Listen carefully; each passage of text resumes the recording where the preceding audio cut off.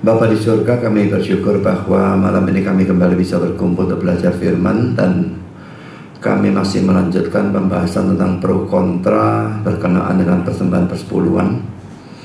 Kami mohon supaya Engkau hadir, dan kalau ada yang masih dalam perjalanan, kami berdoa untuk mereka supaya Engkau kumpulkan cepatnya, sehingga mereka pun bisa ikut bersama kami belajar firman-Mu dan sebagainya. Kami mohon supaya Engkau ampuni dan sucikan kami semua dari segala dosa, dan pimpin kuasai satu persatu dalam seluruh acara ini. Dan tolong hamba mudah menyampaikan, berikan kekuatan jasmani, pikiran, juga suara, berikan pengurapan, berikan kata-kata, berikan apapun yang dibutuhkan supaya firman bisa disampaikan dengan baik, dengan benar, dan dengan sejelas-jelasnya. Dan kami bungkus dengan kuasa dan pekerjaan Roh-Mu supaya jangan cuma itu keluar dan kembali sia-sia, tapi tertanam, tumbuh, berbuah dalam kehidupan kami untuk kemuliaan nama Tuhan. Dan Tuhan, tolong kami semua mendengar, berikan kesegaran, khususnya kalau ada di antara kami yang lelah ataupun mengantuk. Berikan keterbukaan dalam hati kami, berikan konsentrasi yang baik dari awal hingga akhir, berikan terang supaya kami bisa mengerti, dan telah kami mengerti, berikan kami ketundukan supaya kami percaya kebenaran firman, dan semua kami bisa dan mau menjadi pelaku dan pendengar firman. Kami titipkan aja tanya jawab nanti dalam tangan Tuhan. Bimbing jemaat yang bertanya, juga hamba mudah menjawab dan berkati, sehingga acara itu bisa menambahkan apapun yang masih kurang, meluruskan yang salah mengerti, memperjelas apa yang kabur dan sebagainya. Kami sadar setan bekerja, kami mohon Kau kuatkan semua kami menghadapi godaan dan terang setan dalam bentuk apapun. Juga listrik dan semua peralatan yang kami pakai, tolong Tuhan jaga supaya semuanya berjalan baik di dalam sepanjang acara ini. Terima kasih Bapa, dalam nama Yesus kami berdoa. Amin.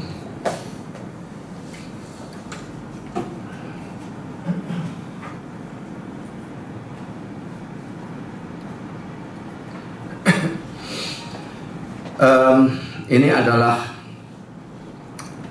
poin yang ke-8. Saya tidak ngomong session yang ke-8 ya, karena session 5-nya ada 5. Poin 5-nya ada 5 session. Jadi ini poin ke-8-nya nanti lebih dari 1 session juga. Jadi saya katakan poin ke-8, dan ini 8A. Nanti bersambung setelah kita libur 2 kali, bersambung 3 minggu yang akan datang, itu poin 8B. Kita masih tetap membahas tentang pro kontra berkenaan dengan persembahan persepuluhan, dan saya masuk dalam pembahasan Ibrani pasal 7 ayat 1 sampai dengan ayat yang ke-10. Cuma karena sebetulnya membahas bagian ini maunya bahas tulisannya John Owen ya, tapi dia ternyata tidak terlalu banyak membahas teks ini, tapi lari kepada teks-teks yang lain, dan dia bukan memberikan argumentasi yang ya ada sedikit ya, tapi tidak banyak memberikan argumentasi bahwa persepuluhan itu dihapuskan dalam zaman PB. Dia cuma menangkis serangan dari orang-orang yang mengatakan persepuluhan tetap diharuskan dalam zaman PB gitu ya. Dan itu pun tidak pakai teks ini, kebanyakan dia pakai teks-teks yang lain, dipatahkan teks-teks yang digunakan itulah. Jadi sampai nanti selesai Ibrani 7-nya ini masih belum. Nanti tak tahu kalau nanti sesi selanjutnya saya tidak ngerti. Kita baca dulu tapi ya. Ibrani 7 ayat 1 sampai dengan ayat 10. Sebab Melkisedek adalah Raja Salem dan Imam Allah yang Maha Tinggi. Ia pergi menyongsong Abraham ketika Abraham kembali dari mengalahkan raja-raja dan memberkati dia. Kepadanya pun Abraham memberikan 1/10 dari semuanya. Menurut arti namanya, Melkisedek adalah pertama-tama Raja Kebenaran dan juga Raja Salem, yaitu Raja Damai Sejahtera. Ia tidak berbapak, tidak beribu, tidak bersilsilah, harinya tidak berawal dan hidupnya tidak berkesudahan. Dan karena ia dijadikan sama dengan anak Allah, ia tetap menjadi imam sampai selama-lamanya. Camkanlah betapa besarnya orang itu yang kepadanya Abraham, bapak leluhur kita, memberikan 1/10 dari segala rampasan yang paling baik. Dan mereka dari anak-anak Lewi yang menerima jabatan imam mendapat tugas menurut hukum Taurat untuk memungut persepuluhan dari umat Israel, yaitu dari saudara-saudara mereka, sekalipun mereka ini juga adalah keturunan Abraham. Tetapi Melkisedek yang bukan keturunan mereka memungut persepuluhan dari Abraham dan memberkati dia, walaupun ia adalah pemilik janji. Memang tidak dapat disangka bahwa yang lebih rendah diberkati oleh yang lebih tinggi. Dan di sini manusia-manusia fana menerima persepuluhan. Dan di sana ia yang tentang dia diberi kesaksian bahwa ia hidup. Maka dapatlah dikatakan bahwa dengan perantaraan Abraham dipungut juga persepuluhan dari Lewi yang berhak menerima persepuluhan. Sebab ia masih berada dalam tubuh bapak leluhurnya ketika Melkisedek menyongsong bapak leluhurnya itu. Saudara, sekalipun teks ini berkenaan dengan Melkisedek, tetapi tujuan saya bukan membahas Melkisedek ya. Jadi dalam tanya jawab nanti jangan lari ke sebelah sana, karena itu tidak akan saya bahas ya. Kalau saya bahas itu kita betul-betul malah keluar jalur, tidak karu-karuan. Mungkin lain kali kalau memang ada waktu yang tepat kita akan bahas betul-betul bahas Melkisedeknya. Tapi di sini tidak, kita membahas persepuluhan berdasarkan Ibrani 7, dan memang ada kasus di mana Abraham memberikan persepuluhan kepada Melkisedek, tetapi kita tidak membahas Melkisedeknya. Saya akan memberikan kutipan kata-kata John Owen berkenaan dengan teks ini, yang dimana dia berkata demikian. Di sana ada penyelidikan yang besar yang biasanya dibuat tentang tempat ini. Apakah persembahan persepuluhan dituntut atau diharuskan oleh terang dari alam, maksudnya hukum alam itu ya, atau setidaknya oleh suatu perintah yang bersifat moral dan positif dari Allah, sehingga harus secara kekal bersifat wajib bagi semua penyembah sampai akhir dunia ini. Ini banyak orang perjuangkan, dan alasan-alasan utama yang mereka gunakan dalam argumentasi dari kitab suci adalah ini, titik 2 ya. Lalu dia memberikan macam-macam argumentasi. Nah saudara, ini ayat-ayat yang dibahas oleh John Owen. Jadi saya tidak memberikan kutipan semua ya. Waduh, kalau menerjemahkan setengah mati. Jadi saya ambil, ada yang saya terjemahkan, ada yang saya cuma ambil artinya saja, intinya saja. Nah ini ayat-ayat yang dibahas oleh John Owen, dan saya sudah katakan tadi ya, dia tidak membahas dari Ibrani 7-nya, tapi dia membahas ayat-ayat yang lain yang digunakan oleh orang-orang yang pro persembahan persepuluhan untuk mendukung bahwa persepuluhan itu harus tetap dilakukan dalam zaman PB. Saya bagi dalam beberapa kelompok ya. Poin pertama, pemberian persembahan persepuluhan sebelum hukum Taurat. Ini ada juga beberapa poin. Poin A, pemberian persembahan persepuluhan dari Abraham kepada Melkisedek. Ini ceritanya aslinya di dalam Kejadian 14 ayat 17 sampai dengan ayat 20. Lalu kita bisa lihat dalam Ibrani 7 tadi ayat 2, 4, 6, 9 dan 10 sebetulnya. Ini kurang 10. Kita akan baca ya. Kejadian 14 ayat 17 sampai dengan ayat 20. Setelah Abraham kembali dan mengalahkan Kedorlaomer dan para raja yang bersama-sama dengan dia, maka keluarlah Raja Sodom menyongsong dia ke lembah Yahweh, yakni lembah raja. Melkisedek Raja Salem membawa roti dan anggur. Ia seorang imam Allah yang maha tinggi. Lalu ia memberkati Abraham, katanya, diberkatilah kiranya Abraham oleh Allah yang maha tinggi, pencipta langit dan bumi. Dan terpujilah Allah yang maha tinggi yang telah menyerahkan musuhmu ke tanganmu. Lalu Abraham memberikan kepadanya 1/10 dari semuanya. Itu kalimat terakhir yang saya garis bawah ini ya, dalam terjemahan Indonesia. Lalu Abraham memberikan kepadanya 1/10 dari semuanya. Sebetulnya dalam aslinya kata Abrahamnya itu tidak ada, cuma dikatakan dia ya. Lalu dia memberikan kepadanya 1/10 dari semuanya, sehingga bisa diprokontrakan. Ini siapa memberi kepada siapa? Melkisedek beri kepada Abraham atau Abraham memberi kepada Melkisedek? Cuma kalau kita lihat dalam Ibrani 7-nya sangat-sangat jelas bahwa Abraham yang memberikan kepada Melkisedek. Mari kita lihat sekarang Ibrani pasal 7 ayat 1, 2, 4, 6, 9, dan 10. Sebab Melkisedek adalah Raja Salem dan Imam Allah yang Maha Tinggi. Ia pergi menyongsong Abraham ketika Abraham kembali dari mengalahkan raja-raja dan memberkati dia. Kepadanya pun Abraham memberikan 1/10 dari semuanya. Menurut arti namanya, Melkisedek adalah pertama-tama Raja Kebenaran dan juga Raja Salem, yaitu Raja Damai Sejahtera. Camkanlah betapa besarnya, camkanlah betapa besarnya orang itu yang kepadanya Abraham, bapak leluhur kita, memberikan 1/10 dari segala rampasan yang paling baik. Ayat 6. Tapi Melkisedek yang bukan keturunan mereka memungut persepuluhan dari Abraham dan memberkati dia, walaupun ia adalah pemilik janji. Ayat 9. Maka dapatlah dikatakan bahwa dengan perantaraan Abraham dipungut juga persepuluhan dari Lewi yang berhak menerima persepuluhan, sebab ia masih berada dalam tubuh bapak leluhurnya ketika Melkisedek menyongsong bapak leluhurnya itu. Nah, saudara, menurut John Owen, ini adalah argumentasi dari orang-orang yang pro persembahan persepuluhan dengan menggunakan teks di atas ini. Dari teks Abraham memberikan itu dianggap sebagai suatu argumentasi. Menurut Owen, saya sendiri heran karena saya sendiri tidak menggunakan persepuluhannya Abraham sebagai dasar bahwa persepuluhan tetap berlaku. Tapi Owen mungkin melihat adanya orang-orang yang menggunakan teks itu dan dia lalu mengatakan demikian. Ini kata-kata dia. 1. Bahwa persembahan persepuluhan dibayarkan atau diberikan sebelum hukum Taurat. Jadi sebelum hukum Taurat ada ya, maupun di bawah hukum Taurat. Sebelum sudah diberikan, di bawah hukum Taurat diberikan. Lalu, dan apa yang begitu ditaati dalam penyembahan atau ibadah kepada Allah, yaitu bahwa itu digunakan sebelum hukum Taurat dan diteguhkan oleh hukum Taurat. Secara orisinal adalah hukum dari alam dan tidak bisa mempunyai sumber yang lain. Jadi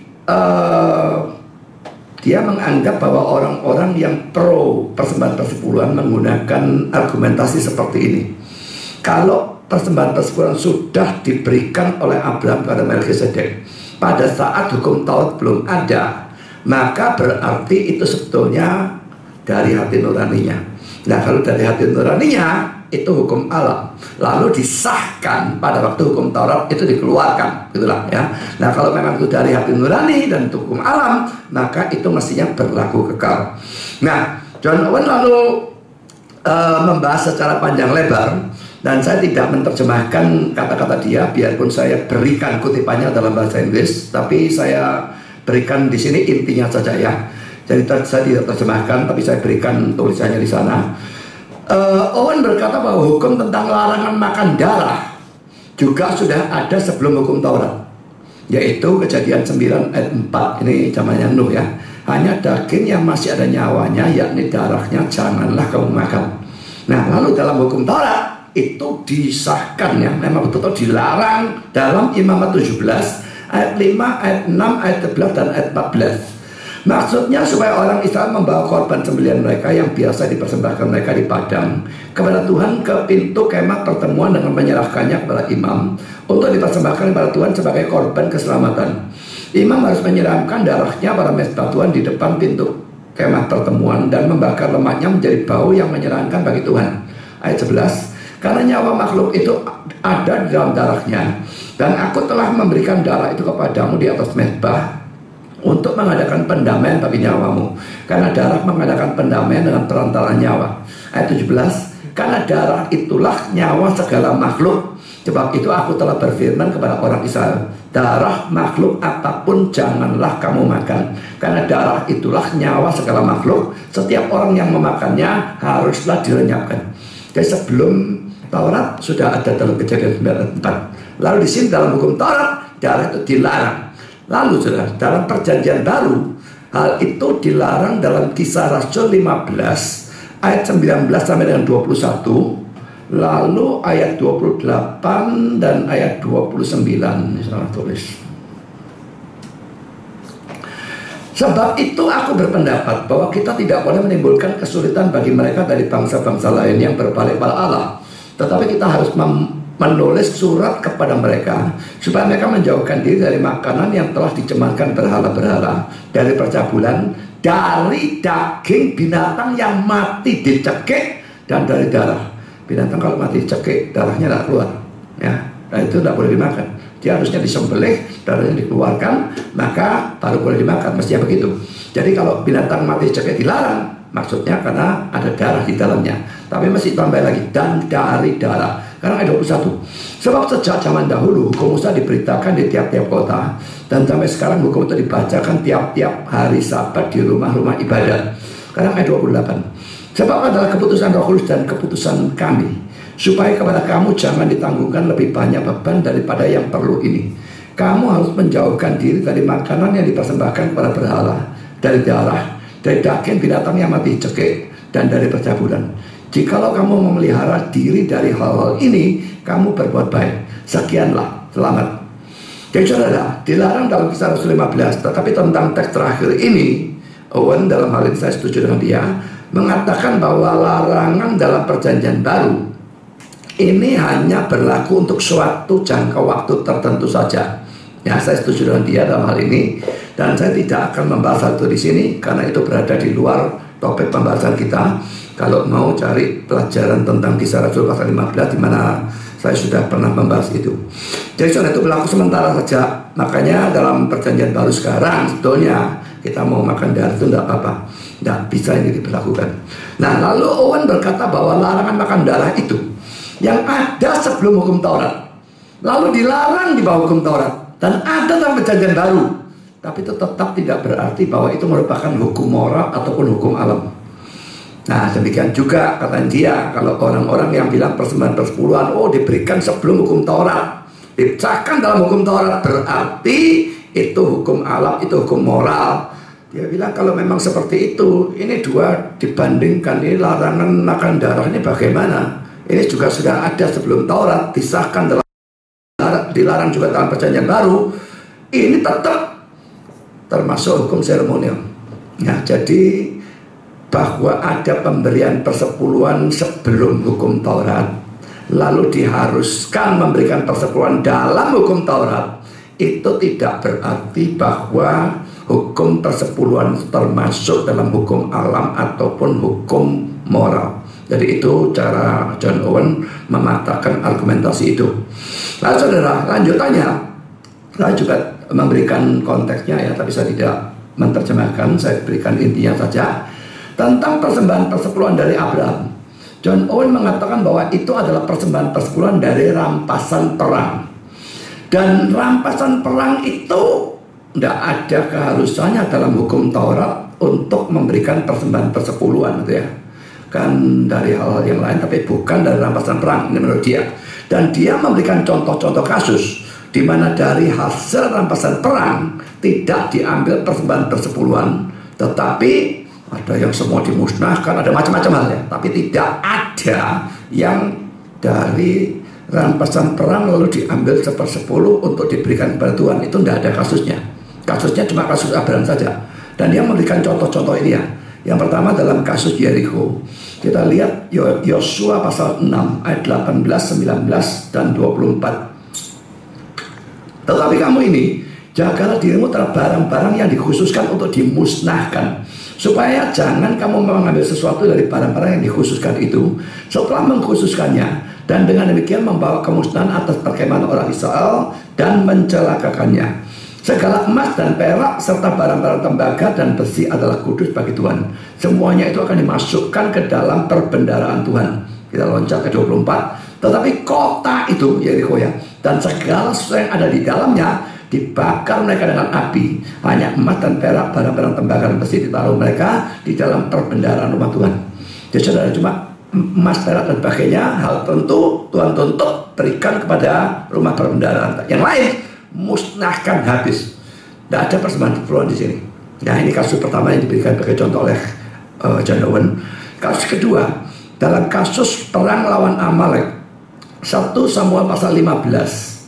Kita lihat ayat 1 sampai dengan ayat 23. Tapi nanti kita akan loncat-loncat ya, karena ini panjang sekali. Ada bagian-bagian yang saya loncati pokoknya.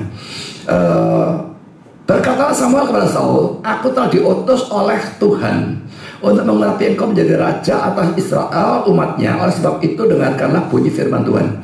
Bagilah firman Tuhan semesta alam, aku akan membalas apa yang dilakukan orang Amalek kepada orang Israel. Karena orang Amalek menghalang-halangi mereka ketika orang Israel pergi dari Mesir. Jadi pergilah sekarang, kalahkanlah orang Amalek, tumpaslah segala yang ada padanya, dan janganlah ada belas kasihan kepadanya. Bunuhlah semuanya, laki-laki maupun perempuan, kanak-kanak maupun anak-anak yang menyusu. Lalu ini, lembu maupun domba, unta maupun keledai. Ini suruh bunuh semua.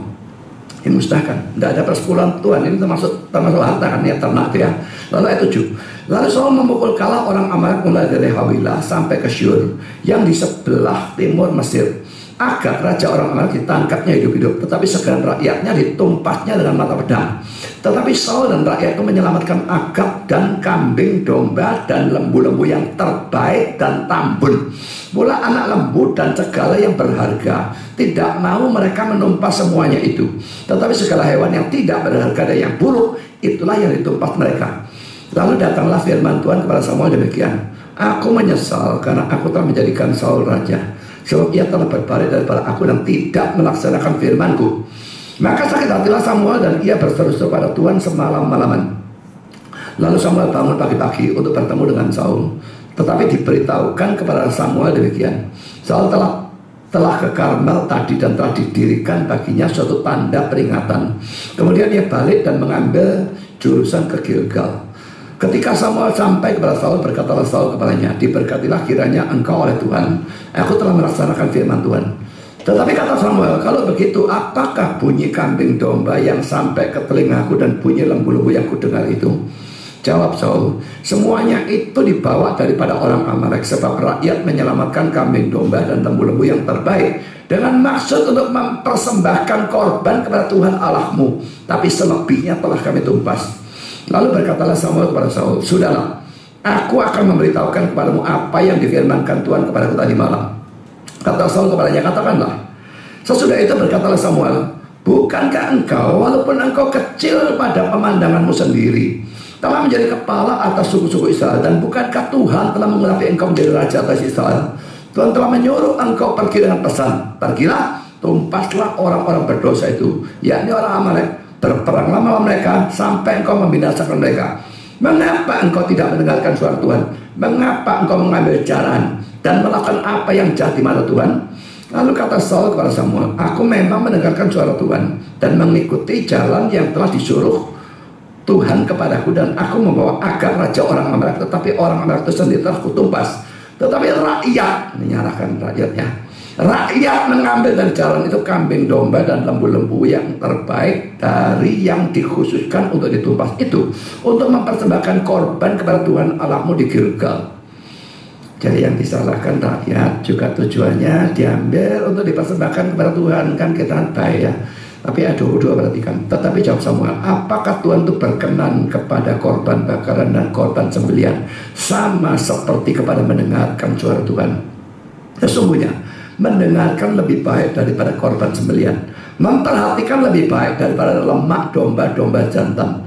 Sebab pendurhakaan adalah sama seperti dosa bertenung, dan kedegilan adalah sama seperti menyembah berhala dan terafim. Karena engkau telah menolak firman Tuhan, maka ia telah menolak engkau sebagai raja.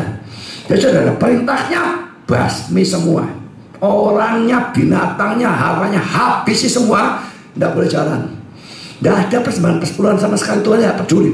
Loh, mereka mau ambil sebagian dikasihkan Tuhan, tambah diamuk saudara, karena perintahnya bukan demikian. Dan saudara, di sini lagi-lagi saudara jalan perang, tidak ada bicara apapun tentang persepuluhan. Sekarang contoh yang ketiga yang diberikan oleh Owen dalam kasus suku Ruben dan suku Gad dan setengah Manasye sebetulnya, tapi saya tidak usah sebutkan semua lah. Tidak ada lagi persembahan persepuluhan dari rampasan perang. Kita lihat dalam Yosua pasal 22 ayat 8. Maka ia berkata pada mereka demikian, pulanglah ke kemahmu dengan kekayaan yang banyak, dan dengan sangat banyak ternak, dengan perak, emas, tembaga, besi, dan dengan pakaian yang sangat banyak. Bagilah dengan saudara-saudaramu jarahan yang dari musuhmu itu. Tidak ada perintah berikan sepersepuluh, tidak ada. Ya, jalan perang memang tidak ada. Bagian yang tadi kan suruh musnahkan semua. Ini tidak boleh bawa pulang.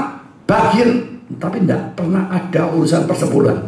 Poin keempat, dalam perang melawan Midian ada persembahan, tetapi bukan 1/10. Tidak pernah ada bilangan 10% dan sebagainya.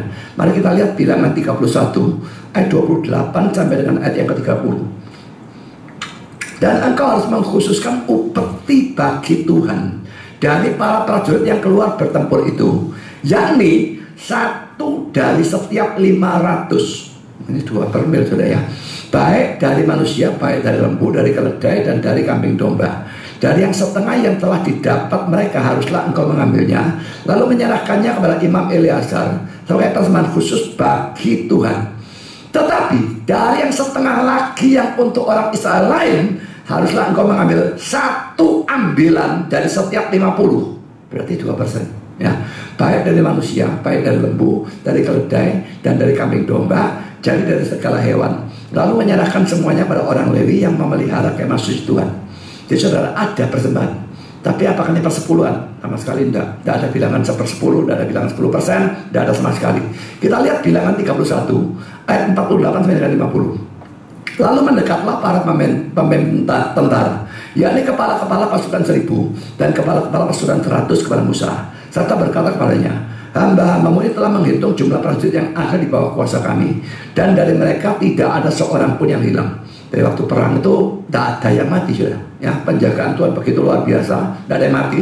Ayat 50, sebab itu kami mempersembahkan sebagai persembahan kepada Tuhan apa yang didapat masing-masing, yakni barang-barang emas, gelang kaki, gelang tangan, cincin meterai, anting-anting, dan kerongsang, untuk mengadakan pendamaian bagi nyawa kami di hadapan Tuhan. Jadi saudara, dari semua contoh kasus ini, John Owen menyimpulkan bahwa persembahan dari rampasan perang itu sifatnya adalah sukarela. Ada yang sama sekali tidak boleh belas, disuruh musnahkan total, tapi ada yang boleh memberikan, dan persentasenya sama sekali tidak tetap, bisa berubah-ubah. Jadi saudara, itu sukarela. Dan dia lalu mengatakan bahwa dalam kemenangan perang, seperti yang teks terakhir ini ya, mereka menang bisa tidak ada yang mati, itu tidak masuk akal ya. Perang zaman dulu ya, perang zaman sekarang pakai rudal ya tidak mati, tidak negara ya. Tapi perang zaman dulu pakai pedang dan tombak, bagaimana bisa sama sekali tidak ada yang mati, itu tidak masuk akal betulnya. Nah, jadi pada waktu sukses seperti itu, jelas mereka harus tahu ini sukses diberikan oleh Tuhan, dan kata memang harus memberikan persembahan. Tapi laki-laki tidak ada bilangan 10%. Ini persembahan sukarela, merasa diberkati oleh Tuhan, merasa sukses diberikan oleh Tuhan, lalu kita memberikan kepada Tuhan. Jadi saudara, kita mengalami apapun yang menyenangkan, apapun yang sukses dan sebagainya, mestinya kita punya kewajiban untuk memberikan kepada Tuhan. Tapi laki-laki dalam seperti kasus perang begini, tidak ada bilangan 10% tersebut.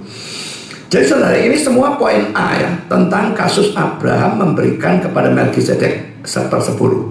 Sekarang poin B, saudara, persembahan persepuluhan yang diberikan oleh Yakub. Ini juga sebelum Taurat ya. Jadi masih tetap poin pertama, ini sebelum Taurat ada persembahan persepuluhan. Kita lihat teksnya, saudara, Kejadian 28 ayat 20 sampai dengan 22. Lalu bernasahlah Yakub, jika Allah akan menyertai dan akan melindungi aku di jalan yang aku tempuh ini, memberikan kepada aku roti untuk dimakan dan pakaian untuk dipakai, sehingga aku selamat kembali ke rumah ayahku, maka Tuhan akan menjadi Allahku, dan batu yang kudirikan pada tugu ini akan menjadi rumah Allah. Dari segala sesuatu yang engkau berikan kepadaku akan selalu kupersembahkan 1/10 kepadamu. Cuma dalam kasus Yakub ini rutinnya ini sesuatu yang perlu diperhatikannya. Dia tidak memberikan satu kali, tapi dia berkata akan selalu kupersembahkan 1/10 kepadamu. Ya, tapi tetap betulnya ini persembahan sukarela, tidak ada tuntutan dari Tuhan betulnya. Karena saya pun sebetulnya tidak menggunakan teks ini, sama seperti saya tidak menggunakan teks Abraham tadi untuk mengharuskan persepuluhan. Saya pakai teks-teks yang lain. Nah, John Owen berkata demikian. Dan untuk contoh Yakub yang menasarkan kepada Allah 1/10 dari semua, itu begitu jauh dari pembuktian bahwa 1/10-nya diharuskan berdasarkan hukum apapun, bahwa itu membuktikan sebaliknya. Karena seandainya memang demikian, kalau memang ada hukum yang mengharuskan seandainya gitu ya, itu tidak bisa telah menjadi persoalan dari suatu nazar yang luar biasa, dengan mana ia bisa menyatakan ketaatannya kepada Allah. Memang ya, kalau memang ada hukumnya, nah dia buat apa bernazar? Sekarang misalnya persembahan persepuluhan pada zaman ini masih berlaku. Apakah masuk akal kita bernazar, Tuhan? Tiap aku dapat gaji tak kasih 1/10. Loh, itu hukum, kita tidak perlu bernazar kalau sudah seperti itu.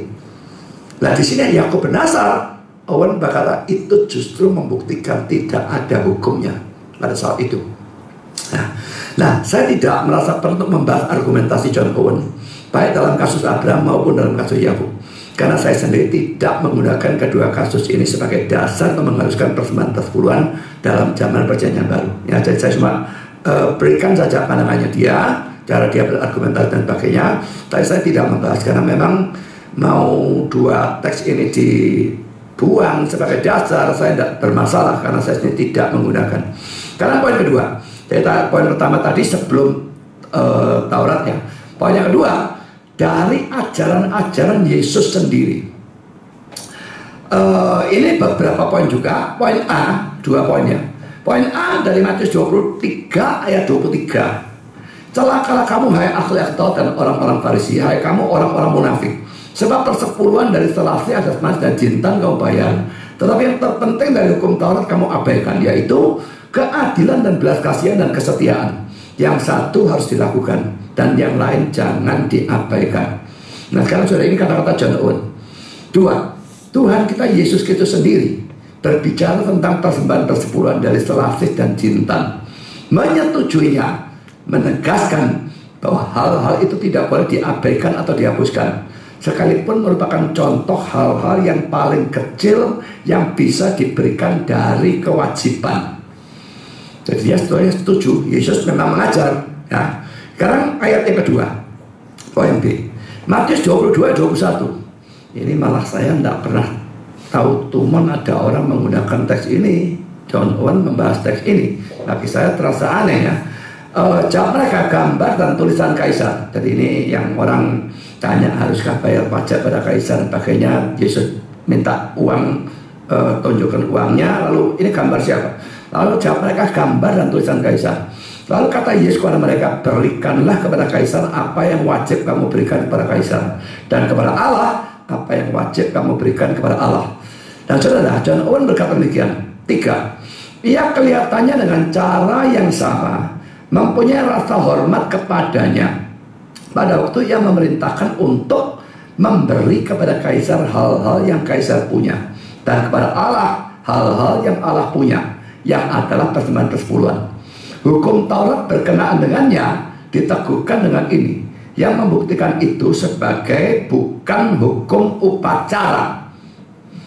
Dan ini sebagian orang nilai sebagai suatu argumentasi yang pasti tentang itu, yang adalah moral dan tak bisa berubah, yaitu penggunaan yang ditetapkan darinya sebelum hukum Taurat, di bawah hukum Taurat, dan di bawah Injil setelah berakhirnya hukum upacara, atau hukum tentang perintah-perintah yang terdapat dalam upacara. Nah, sekarang saudara, jawaban John Owen berkenaan dengan 2 ayat ini ya. Jadi Matius 23 atau itu ayat paralelnya dari Lukas 11 ayat 42, dan juga dari ayat yang baru kita baca yaitu Matius 22-21. Ini kata-kata dia. 3. Hukum yang persis tentang persembahan persepuluhan tidak diteguhkan dalam Injil, karena kata-kata Sang Juru Selamat yang menyetujui persembahan persepuluhan dari selasih dan jintan jelas menghormati penegakan hukum yang pada waktu itu berlaku dan tidak bisa dilanggar tanpa berdosa. Dan oleh persetujuannya tentang hukum itu dan tentang kewajiban mentaatinya, ia tidak lebih meneguhkannya atau memperhitungkan suatu kuasa yang bersifat kewajiban padanya di bawah Injil, daripada ia berbuat demikian terhadap semua hukum-hukum upacara yang lain itu, yang baik ia sendiri taati sebagai seorang manusia yang dibuat berada di bawah hukum Taurat, dan memerintahkan orang-orang lain juga melakukan. Mereka semua terus berlaku sampai waktu pembaharuan yang memberi mereka batasan-batasan mereka. Ibrani 9 ayat 10, dan berakhir dengan kebangkitannya. Kata-katanya yang lain tentang memberi kepada Kaisar hal-hal yang adalah milik Kaisar, dan kepada Allah hal-hal yang adalah milik Allah, menghormati seluruh ketaatan moral kita kepada Allah, dan bukan hukum khusus yang ini atau itu. Arti darinya adalah bahwa kita harus memberi atau melaksanakan kepada Allah apapun yang Ia tuntut dari kita dengan jalan ketaatan. Tetapi apa hal itu secara khusus tidak ditentukan di sini. Dan di sini tidak ada penyebutan yang lain tentang persembahan persepuluhan dalam Injil. Bentar ya.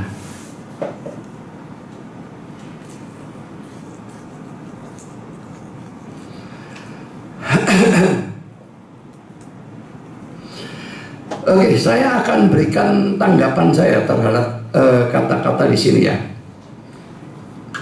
Yang pertama, tentang Matius 23 ayat 23 dan Lukas 11 ayat 42 sudah dibahas dalam pelajaran yang lalu ya. Dan saya setuju dengan John Owen bahwa kata-kata Yesus tidak bisa dijadikan dasar untuk mewajibkan persembahan persepuluhan dalam zaman Perjanjian Baru, karena ayat itu masih termasuk dalam zaman Perjanjian Lama.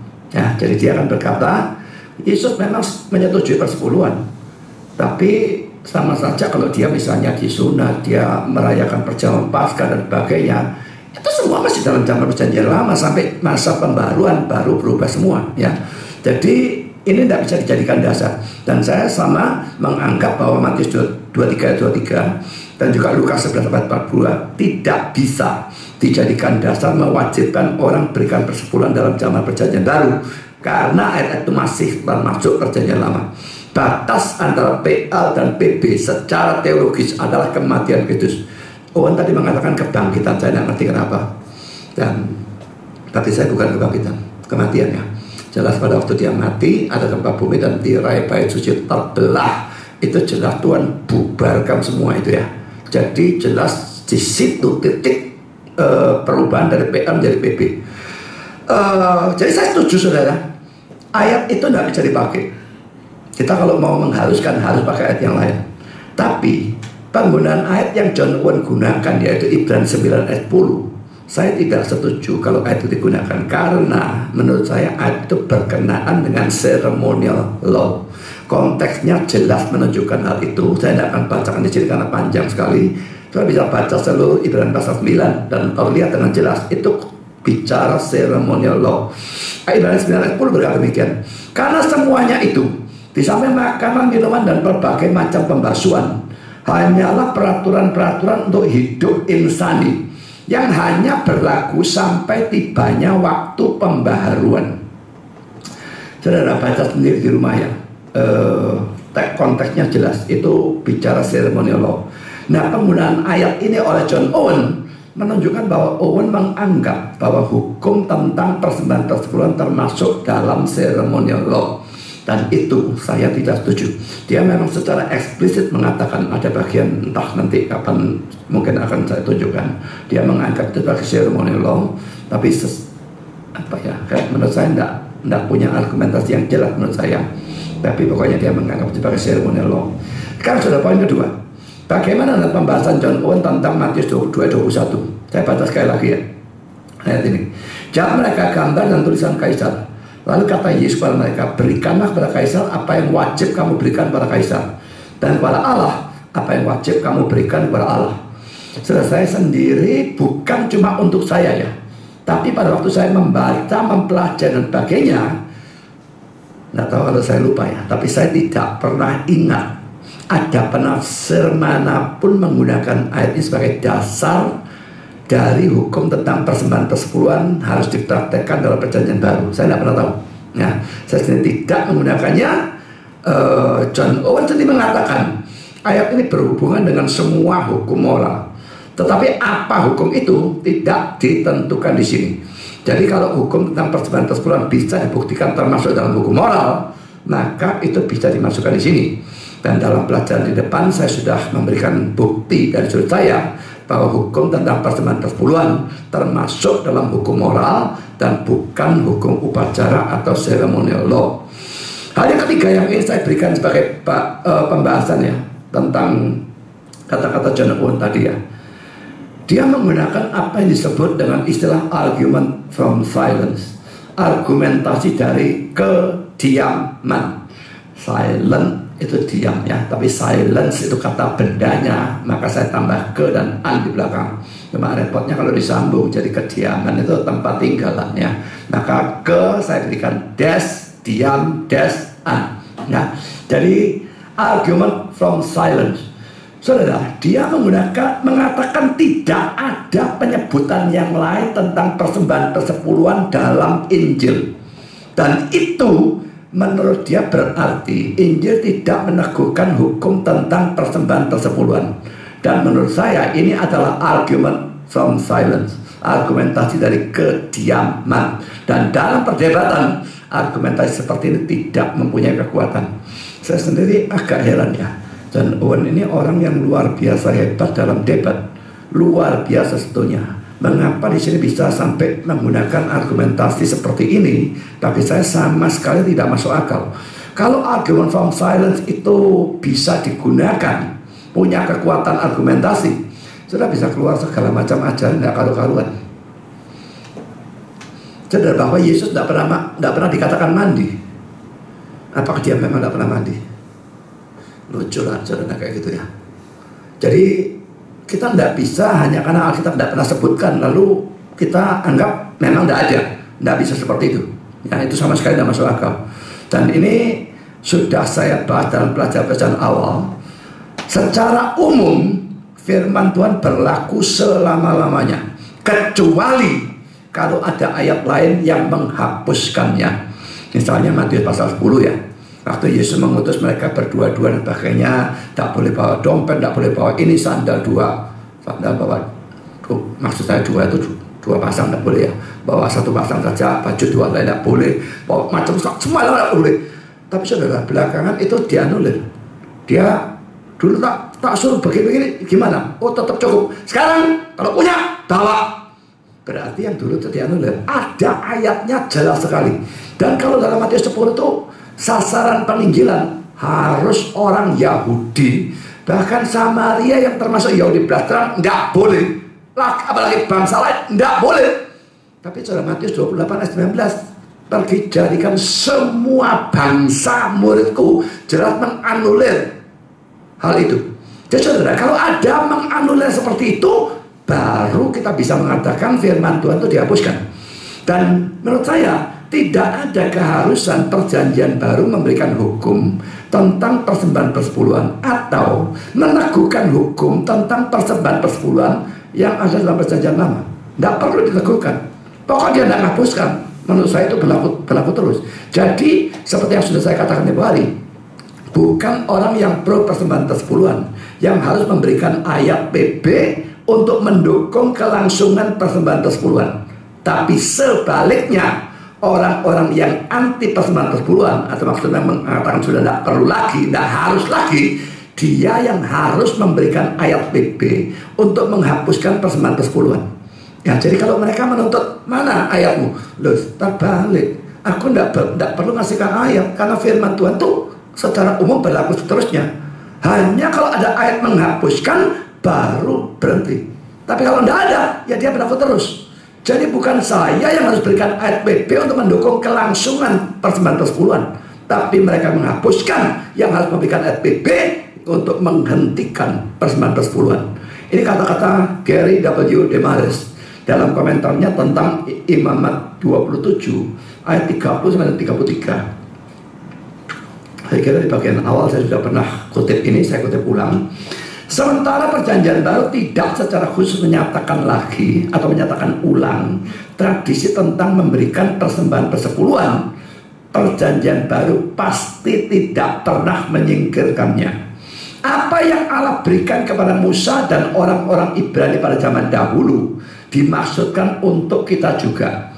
Sebagaimana Paulus mengatakannya, Sebab segala sesuatu yang dituliskan sebelumnya atau dahulu dituliskan untuk pembelajaran kita, supaya kita melalui kesabaran dan penghiburan dari kitab suci bisa mendapatkan atau mempunyai pengharapan. Roma 15 ayat 4. Saudara, saya bacakan Roma 15 ayat 4. Sebab segala sesuatu yang ditulis dahulu telah ditulis untuk menjadi pelajaran bagi kita, supaya kita teguh berpegang pada pengharapan oleh ketekunan dan penghiburan dari kitab suci. Jadi saudara, ayat ini jelas menunjukkan ya, ada ayat itu berlaku terus, kecuali ada ayat menghapuskan. Jadi yang menyetop persepuluhan yang harus beri ayat, bukan sebaliknya kita yang melanjutkan yang harus beri ayat. Nggak bisa seperti itu. Kamu saudara, kita masuk dalam poin yang ketiga. Dalam perjanjian baru, kalau kata-kata Yesus tadi kan masih termasuk perjanjian lama. Karena dari perjanjian baru, 1 Korintus 9 ayat yang ke-14. Saya kira kalau saudara mengikuti seluruh pembahasan saya tahu bahwa saya menggunakan ayat ini, menggunakan tafsiran Calvin dan beberapa orang yang lain tentang 1 Korintus 9 ayat 14 yang memang digunakan. Kalau tadi ayat yang lain memang ada yang banyak yang tidak pernah digunakan, Owen anggap digunakan. Tapi kalau yang ini memang digunakan. Nah, ini kata-kata John Owen. 5.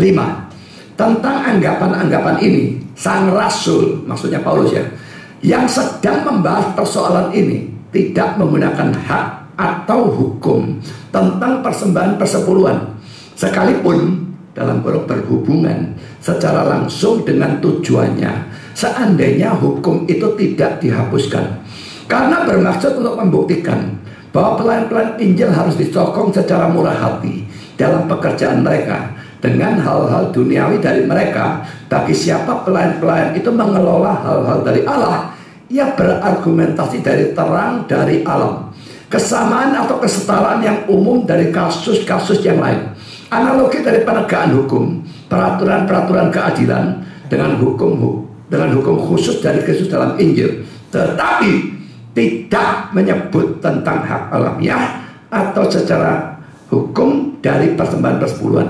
1 Korintus 9 ayat 7 sampai dengan ayat 14. Panjang, saya tidak bacakan semuanya. Nanti akan saya lihat, tunjukkan 13-14 saja. Saya berikan jawaban saudara. Poin A, dalam membicarakan 1 Korintus 9 ini, menurut saya John Owen lagi-lagi memberikan argument from silence, argumentasi dari kediaman. Memang Paulus tidak menyebutkan, tapi apakah harus dia menyebutkan persembahan persepuluhan secara eksplisit harus disebutkan? Tidak menyebut, tidak berarti dia tidak memaksudkan itu. Nah, poin kedua, di samping sekalipun Paulus tidak berbicara secara eksplisit tentang persembahan persepuluhan, tapi saya sudah membahas teks tentang 1 Korintus 9 dalam pelajaran di depan, bahwa secara implisit tetapi sangat kuat Paulus memaksudkan persembahan persepuluhan dalam 1 Korintus 9, 13 dan 14. Jadi sudah bisa lihat pelajaran yang lalu, baca kembali, ulang dan sebagainya. Saya akan bacakan ayatnya di sini ya. Tidak tahukah kamu bahwa mereka yang melayani dalam tempat kudus mendapat penghidupannya dari tempat kudus itu, dan bahwa mereka yang melayani mezbah mendapat bagian mereka dari mezbah itu. Demikian pula, ini yang saya tekankan ya, demikian pula Tuhan telah menetapkan bahwa mereka yang memberitakan Injil harus hidup dari pemberitaan Injil itu. Harus baca dari awal. Memang penekanannya pelayan Tuhan itu harus disuplai, harus dicukupi. Nah, tapi mulai ayat 13-14 dia bicara tentang cara pencukupan. Dalam PL caranya begini, demikian pula. Jadi caranya sama antara PL dan PB. Karena saya katakan secara implisit, tetapi sangat kuat. Saudara, John Owen menganggap bahwa dalam zaman perjanjian baru, keharusan memberikan persepuluhan sudah digantikan dengan persembahan sukarela. Jadi sama seperti orang-orang yang menolak persembahan persepuluhan dalam PB.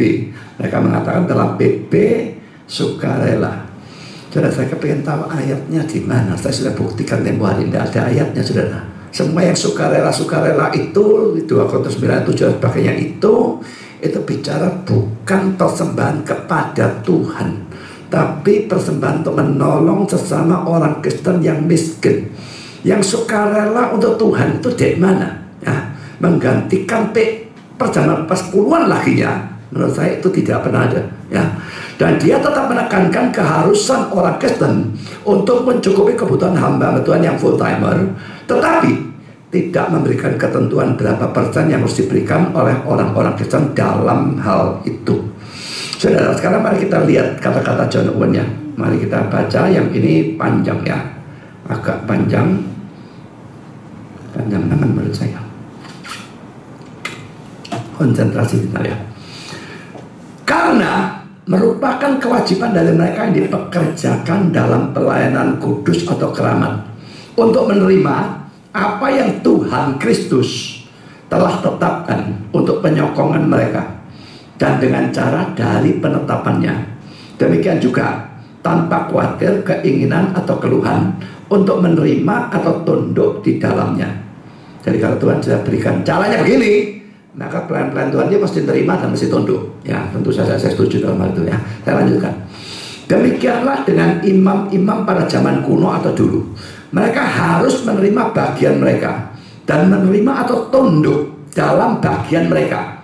Ditentukan 1/10 dari 1/10. Ya kan, 1/10 untuk Lewi, Lewi berikan 1/10 lagi, 1% untuk imam. Ya pokoknya Tuhan sudah tetapkan begitu, yang mereka mesti tunduk. Ya sampai di sana saya setuju. Lalu ini, kami menganggapnya sebagai benar. Saudara, kata-kata yang dia gunakan dalam bahasa Inggris, we take it for granted. Ya, kami menganggap sebagai benar. We take it for granted. Itu kata-kata itu dalam bahasa Inggris itu kesannya adalah tidak usah bukti-buktian, kita anggap sebagai benar. Ya, semacam demikian.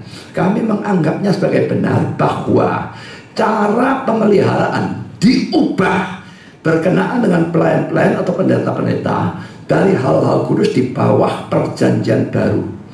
Jadi cuma dianggap sebagai benar bahwa caranya ini diubah, ya, cara pemeliharaan diubah.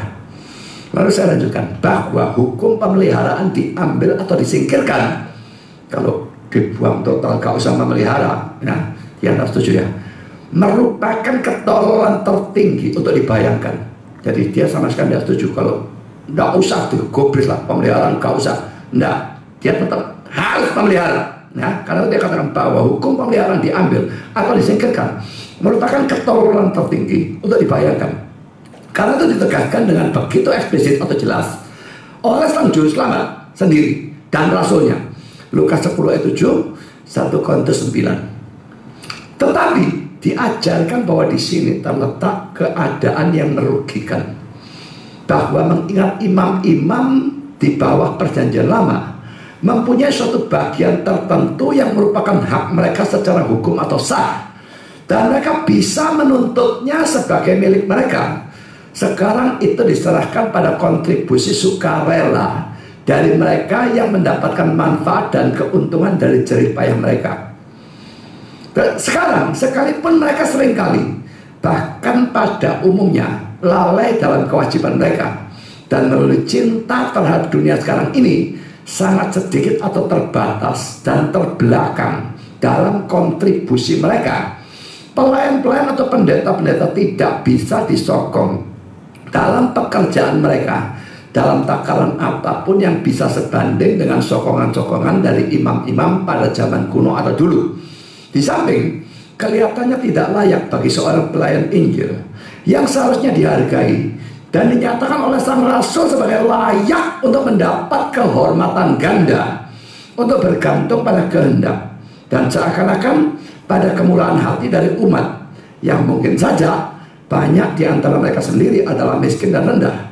Karena satu, perubahan yang dibuat dalam cara pemeliharaan yang dianggap begitu merugikan bagi pelayan-pelayan Injil bukan lain dari suatu bagian dari perubahan universal itu, di mana hal-hal yang bersifat daging diubah menjadi hal-hal yang lebih rohani, yang dibuat oleh di bawah masuknya kerajaan Kristus. Dan jika pelayan-pelayan atau pendeta-pendeta boleh mengeluh bahwa oleh Injil mereka telah kehilangan pembagian terdahulu dari jabatan-jabatan kudus dalam persembahan persepuluhan, umat juga bisa mengeluh bahwa mereka tidak mempunyai warisan di tanah Kanaan. Tetapi ia tidak layak dengan nama dari seorang pelayan atau pendeta dari Injil yang tidak puas dengan apa yang Tuhan telah tentukan dalam setiap jenis atau hal. Dan untuk mereka yang memang berpikir lebih baik tentang apa yang digunakan dalam Yudaisme atau ajaran straight miring agama kafir daripada apa yang dibenarkan oleh Injil, saya tidak akan memperdebatkan persoalan itu dengan mereka. Karena dua, cara ini adalah cara yang paling terhormat dan itu yang memberikan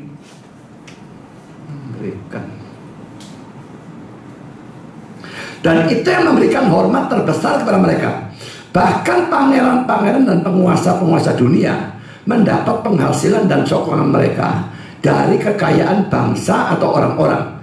Sekarang saya hanya mau bertanya, apakah itu tidak lebih terhormat bahwa orang-orang secara sukarela dan dari persetujuan mereka sendiri memberikan kontribusi mereka daripada semata-mata membayarnya di bawah paksaan dari suatu hukum?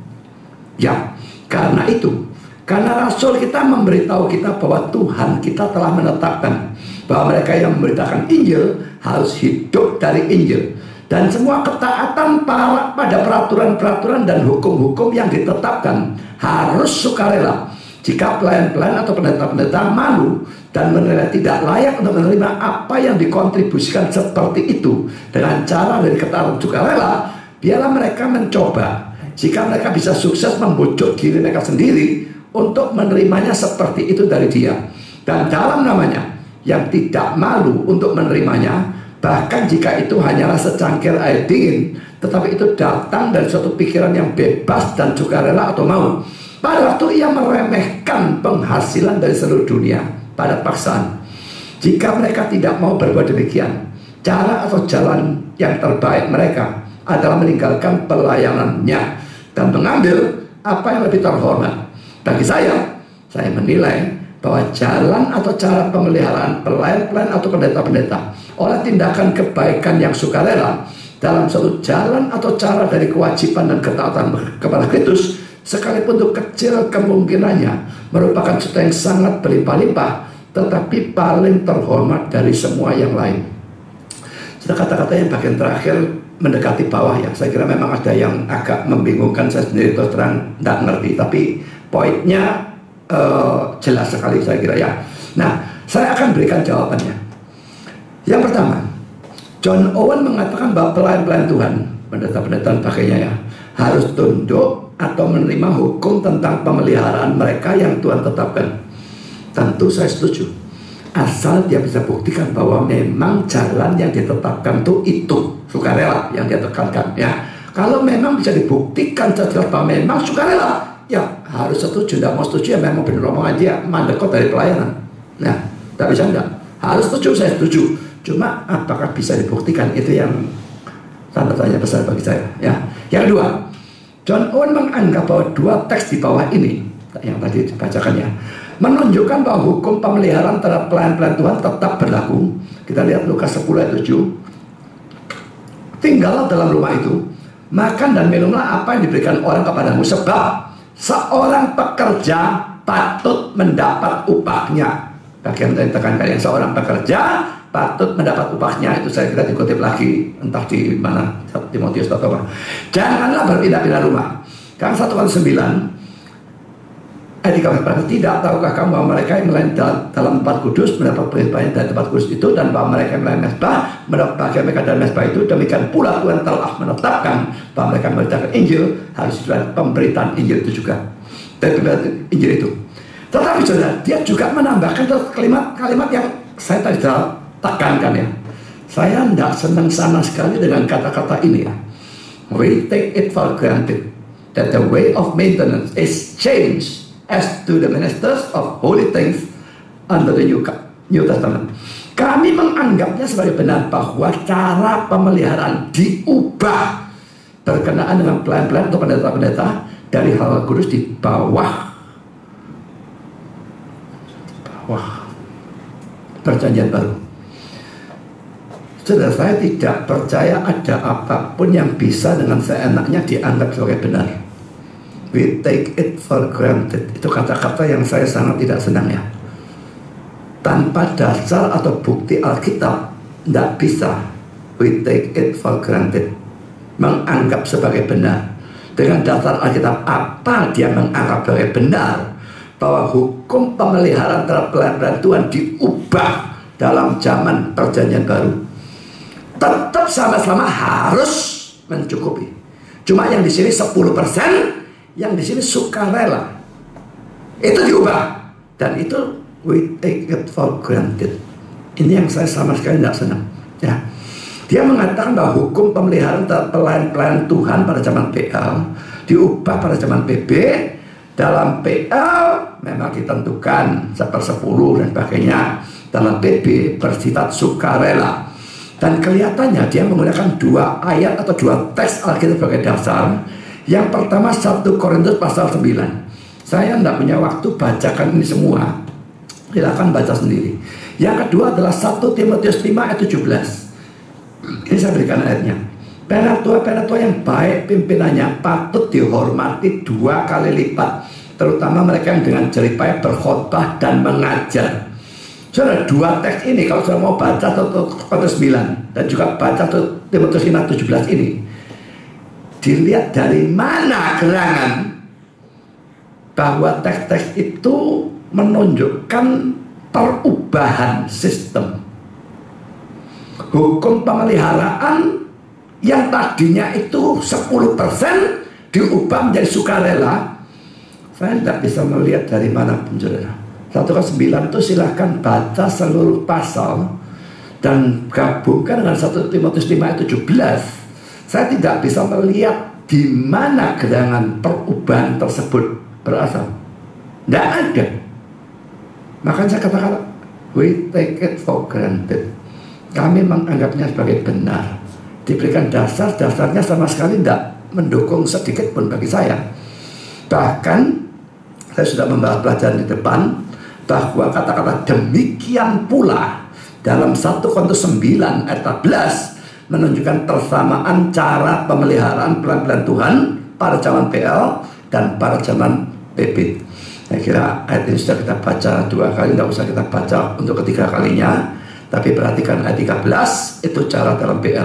Demikian pula lalu ayat 14 itu dalam PB. Berarti caranya sama. Jadi kalau dia mengatakan berubah menggunakan 9, ayat mana dan kata yang mana yang menunjukkan hal itu? Saya tidak melihat sedikit pun, tidak melihat. Makanya ini yang saya pikir aneh ya. Dan Owen orang yang luar biasa hebat ya dalam debat dan sebagainya. Kalau melihat bukunya dia yang membela doktrin limited atonement atau penebusan terbatas, betul-betul saya ada habis pikir bagaimana ada orang model seperti ini. Tapi kenapa di sini kok bisa kacau seperti ini, saya tidak ngerti. Karena hal yang ketiga, John Owen juga berargumentasi bahwa kalau persembahan tersebut dihapuskan dan pelayan-pelayan PB mengeluh karena hak mereka tidak seperti hak pelayan-pelayan Tuhan pada zaman PL, maka kamu bisa ngomel, jemaatmu juga bisa ngomel. Jemaat PL dapat tanah Kanaan, kami enggak ya. Jadi itu argumentasi dia. Bagi saya lagi-lagi saudara, ini merupakan argumentasi yang konyol, yang tidak pantas untuk dikeluarkan oleh orang sekali John Owen. Tidak mempunyai kekuatan sama sekali menurut saya. Karena bagi saya orang-orang Lewi maupun imam-imam dalam PL diberi pemeliharaan dari persembahan persepuluhan, bukan hanya karena mereka tidak mendapat bagian dalam tanah Kanaan selain kota-kota tertentu untuk orang Lewi ya, tetapi khususnya karena mereka melakukan pelayanan full time dan tidak melakukan pekerjaan lain. Bangsa Israel memang diberi tanah Kanaan, dan menurut saya bukan itu alasannya maka mereka harus memberi persembahan persepuluhan. Semua penghasilan mereka datang dari Tuhan, dan orang-orang Lewi atau imam yang melayani mereka dan tidak punya pekerjaan sekuler menyebabkan mereka harus mencukupi kebutuhan orang-orang Lewi atau imam-imam itu melalui persembahan persepuluhan. Nah, bahwa jemaat atau orang-orang Kristen dalam zaman PB tidak mendapat tanah Kanaan, menurut saya itu tidak ada urusannya dengan hal itu ya. Karena tetap sama, semua penghasilan kita sekarang jemaat ya, penghasilan jemaat itu adalah berkat Tuhan, dan semua pelayan-pelayan Tuhan melalui full timer tidak punya pekerjaan sekuler, maka pencukupannya berlaku. Mengapa caranya harus berbeda? Saya tidak mengerti sama sekali itu. Nah, memang kalau zaman sekarang hamba Tuhan itu ada yang punya pekerjaan sekuler. Saya menganggap orang seperti itu tidak harus dicukupi, saudara. Jadi tidak boleh hamba Tuhan sudah dicukupi oleh gereja lalu masih cari kerjaan sekuler untuk ini mau hidup untuk siapa, betul? Untuk jadi kaya atau apa? Kecuali kalau gereja memberikan memang tidak cukup, seperti Paulus waktu tidak ada persembahan yang mencukupi dia terpaksa bekerja jadi tukang tenda. Itu lain ceritanya. Karena memang tidak cukup. Tapi kalau sudah gereja cukupi, tetap bekerja. Nah, saya pikir orang seperti itu patut ditendang. Dia mau jadi hamba Tuhan atau mau jadi orang sekuler? Pilih yang mana? Mau jadi hamba Tuhan, pelayanan full. Makanya kamu dicukupi supaya kamu full. Nah, kamu mau pekerjaan sekuler, lo pikiranmu, waktumu, dan pakainya semua terpecah. Mikir rohani, mikir sekuler, tapi tetap minta dicukupi penuh. Loh, kok lucu? Kamu tidak berikan 100%, kamu minta dicukupi 100%. Jadi saudara, kalau dulu ada orang-orang yang tanya, hamba Tuhan boleh kerja atau enggak? Saya waktu itu ragu-ragu jawab, saudara. Kalau sekarang, saya yakin menjawab apa? Kalau memang gereja mencukupi, dia tidak boleh punya pekerjaan sekuler. Istrinya juga tidak. Ya, anaknya lah itu. Ya. Dia dicukupi, istrinya juga. Tapi zaman sekarang coba lihat, istrinya kerja, pendetanya sih punya pekerjaan sampingan dan sebagainya. Dan ini tidak pada tempatnya, sedikit pun tidak pada tempatnya. Jadi hamba Tuhan kalau memang saya cukupi, ya dia mesti berikan 100% waktu, tenaga, pikirannya untuk Tuhan, untuk pelayanan, dan bukan untuk cari duit tambahan untuk menjadi lebih kaya. Dalam hal-hal ini tidak ada perubahan, tidak ada perbedaan antara zaman PL dan zaman PB. Jadi ini sama-sama full timer, tidak kerja sekuler. Yang ini penghasilannya semua dapatnya dari Tuhan, tidak ada perubahan. Lalu kenapa caranya harus berbeda? Menurut saya Kanaan sama sekali tidak ada urusannya dengan hal itu. Nah, jadi ini jawaban saya yang ketiga terhadap argumentasinya Owen. Yang keempat, John Owen juga mengatakan bahwa bagi pelayan-pelayan Tuhan pada zaman perjanjian baru, mereka harus menganggap persembahan sukarela sebagai lebih terhormat. Saya menangkap itu tadi ya. Ya, dia menganggap demikian ya. Daripada diharuskan terpaksa. Karena ada lebih baik persembahan sukarela. Itu kan lebih terhormat, maunya sendiri. Ya. Jadi pendeta-pendeta sekarang zaman PB harus menganggap persembahan sukarela sebagai lebih terhormat daripada persembahan persepuluhan. Secara implisit dia menyatakan bahwa persembahan persepuluhan itu merupakan suatu paksaan atau diberikan dengan terpaksa. Untuk ini saudara, ada beberapa hal yang saya berikan sebagai jawaban. Pertama, poin A. Apakah sukarela lebih bagus dari paksaan? Kalau memang demikian, mengapa pada zaman PL hal itu kok diharuskan atau dipaksakan kepada mereka? Berarti Tuhan tidak lakukan yang baik gitu ya. Dalam komentar Imamat 27 ayat 30 yang merupakan ayat pertama dalam perjanjian lama yang mengharuskan pemberian persembahan persepuluhan, Calvin memberikan komentar sebagai berikut. Ini tentang Imamat 27 ayat 30 ya. Dia berkata demikian. Dalam hukum ini suatu obat diterapkan atau diberikan pada ketamakan dan kekikiran, dan tidak dengan alasan yang baik. Karena jika amsal atau pepatah ini, jika amsal atau pepatah ini adalah benar, bahwa hukum-hukum yang baik muncul dari kebiasaan-kebiasaan buruk, adalah perlu bahwa suatu bangsa yang begitu tamak dan condong pada apa yang buruk harus dikekang, perhatikan ya, dalam jalan kewajiban oleh kekerasan yang ekstrim atau tertinggi. Dan sekalipun persediaan yang begitu hati-hati atau teliti dibuat untuk orang-orang Lewi, tetapi di sana hampir tidak ada masa dalam mana mereka tidak mengalami kekurangan. Dan kadang-kadang mereka mengembara dalam keadaan setengah kelaparan, starving ya. Bahkan Setelah kembali dari pembuangan Babilonia, ingatan pada suatu berkat yang begitu besar, dibebaskan dari pembuangan itu berkat begitu besar ya, tidak mencegah suatu bagian dari persembahan persekutuan untuk ditahan secara diam-diam dari mereka, dari orang-orang Lewi, tidak diberikan kepada orang Lewi, seperti yang Allah keluhkan dalam Maliaki 3 ayat 8. Dari sana kelihatan bahwa bukan tanpa tujuan, bahwa bangsa diperintahkan dengan paksaan untuk membayar atau memberikan mereka. Saudara, menurut saya paksaan itu harus, saudara. Ya.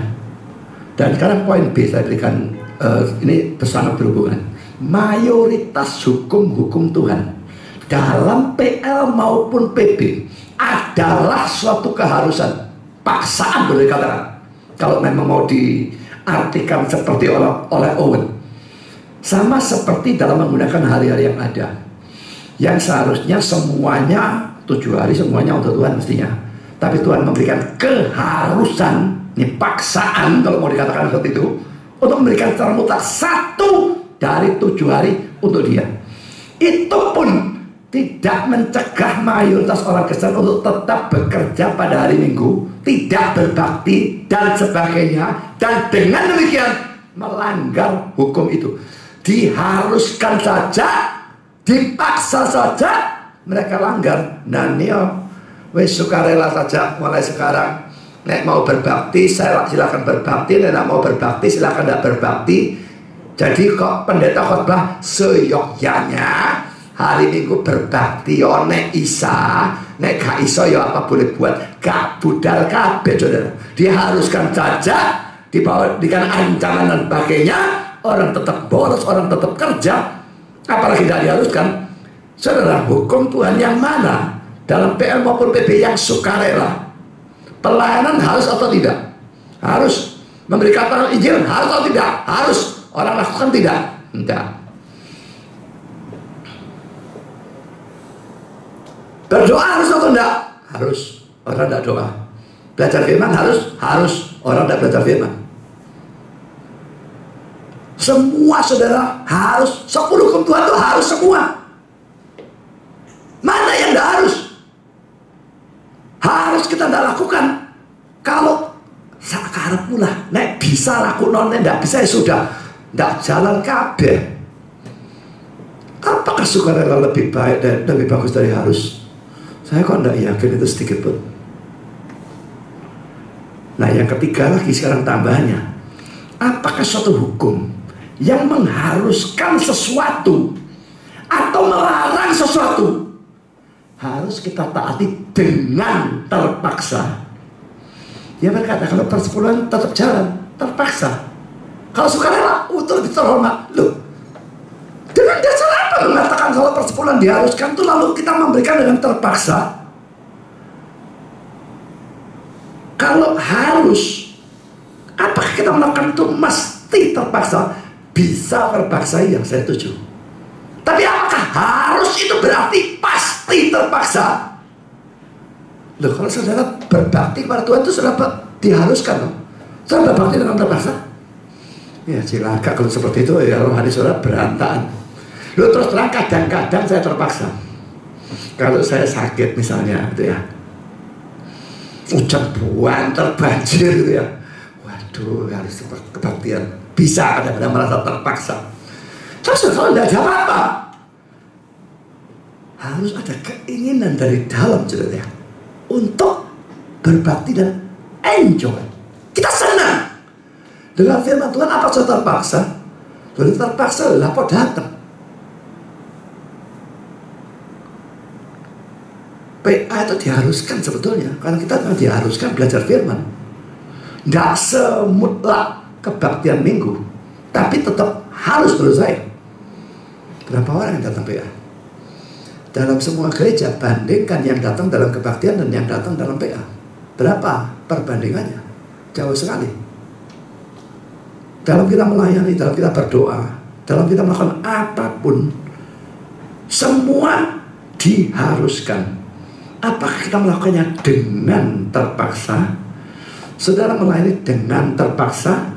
Saya terus terang saja seperti tadi, kadang-kadang saya melayani dengan terpaksa. Kalau sedang sakit saudara, nah, lalu panas demam, saya harus khotbah. Waduh, gak enak tengah mati. Lebih-lebih mari melakukan sesuatu yang buruk, mari gue kira atau gimana gitu ya. Wah, kalau saudara mungkin tahu yang saya mau geger, bukan mau gegeran, mau berantem sama si Handoyo itu kan maunya GSM di bawah masihnya. Sudah kurang berapa menit gue kira dan mau berantem, tetap harus ngajar. Saya pikir-pikir tak mandek, no tak batal kenapa ndak kelasnya ini ya. Gak enaknya setengah mati saudara, mau khotbah dalam keadaan berdodok hati saya, panas otak ya. Waduh, tidak bisa lebih enak lagi. Dulu gegeran dengan istri dulu, kerame harus khotbah. Waduh, tidak bisa lebih enak saudara. Tidak ada yang lebih enak. Mending sakit khotbah masih lebih gampang saudara, daripada hatinya tidak karu-karuan tetap harus khotbah.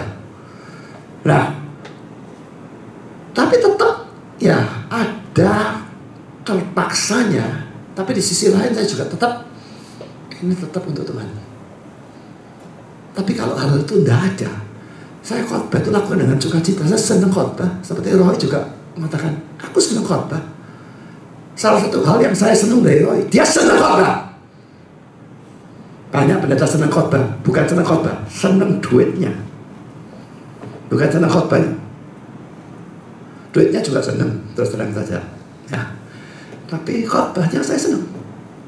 Dan kalau saya suruh milih dua tempat ya, tempat yang satu nih HR-nya gede, tapi saya khotbah gak di rumah 11. Tempat yang kedua HR-nya kecil, tapi orangnya rindu film. Saya pilih yang kedua. Saya tidak sudi khotbah yang pertama.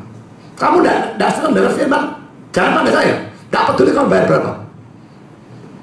Sangat tidak senang saudara. Khotbah dapat duit banyak, tapi khotbah itu tidak ada kepuasan, jengkel malah. Ini beritakan Injil, beritakan firman, dan mereka tanggapi model seperti ini. Kuda pesawat mau mimbarnya sama saya. Tuh ngamuk saya. Tapi khotbah di tempat-tempat yang memang miskin, beri HR sedikit, tapi mereka rindu firman. Saya tidak masalah mereka mau berikan berapa, kalau mereka memang tidak mau. Memang saya tidak senang kalau orangnya kelihatan mampu memberi tapi pelit memberi, itu bagi saya buruk. Dan saya tidak senang. Saya tolak pelayanan yang seperti itu karena saya anggap mereka tidak menghargai pelayanan seorang hamba Tuhan. Dan saya tidak mau. Pakai lagi tidak. Kamu ngasih tidak standar dengan tarif yang umumnya, padahal kamu mampu. Saya tahu mereka mampu. Tidak mau beri, tidak usah. Tapi saya senang dalam pelayanan. Kalau apalagi pelayanan itu memang karunia saya, mestinya senang. Nek saya suruh melayani chairman, saya pasti gak senang. Waduh, berantakan semua, ada karu-karuan. Tapi kalau saya pelayanan dalam hal yang memang saya menguasai, saya senang. Yang debat dulu, kan saya anggap debat itu sebagai pelayanan, bukan perang kan ya. Kan saya debat pelayanan. Kalau saudara tahu waktu debat pertama GG ikut ya, siapa lagi yang ikut saya nggak tahu. Yang pasti saya tahu GG ikut. Nah, GG-nya ketakutan gimana. Pulang tuh sudah ya, waduh sukacita luar biasa. Semuanya bisa nginjil habis-habisan PI kepada orang yang agama lain. Loh kalau PI sama orang Kristen kan sudah biasa. Loh ini PI orang agama lain melumpuk semua, ngundang saya. Saya dikai HR lagi nih. HR sih gak ngurus. Tak kejar traktir anak-anak yang ikut. Terus saya gak peduli HR-nya. Yang debat keberapa itu? Kan saya minta masuk. Mereka bilang boleh masuk, cuma HR-nya gak ada. Terus saya minta HR sopo. Aku rela keluar duit untuk merah debat daripada yang debat ini kerocok yang gak ngerti apa-apa sini-sini. Akhirnya masuk. Mereka yang pendebat yang lain malah yang mundur. Hanya akhirnya jatuh ke sana. Malah saya gak minta belas. Saya rela keluar duit. Oh kayak gitu, gak peduli saya. Jadi saudara, Kalau kita melayani biarpun memang harus, tapi melayani kan dengan sukarela, dengan sukacita, dengan senang. Jadi apa yang Owen maksudkan kalau memberikan karena keharusan berarti memberikan dengan terpaksa? Bagi saya itu tidak masuk akal sama sekali. Bagaimana dia bisa ngomong seperti itu? Saya tidak lihat belas. Semua kita bisa berbakti, belajar firman Tuhan, berdoa, melayani, memberitakan Injil, dan juga memberikan persembahan persepuluhan dengan sukarela, bahkan dengan sukacita, sekalipun itu diharuskan. Sampai di sini dulu kita hentikan.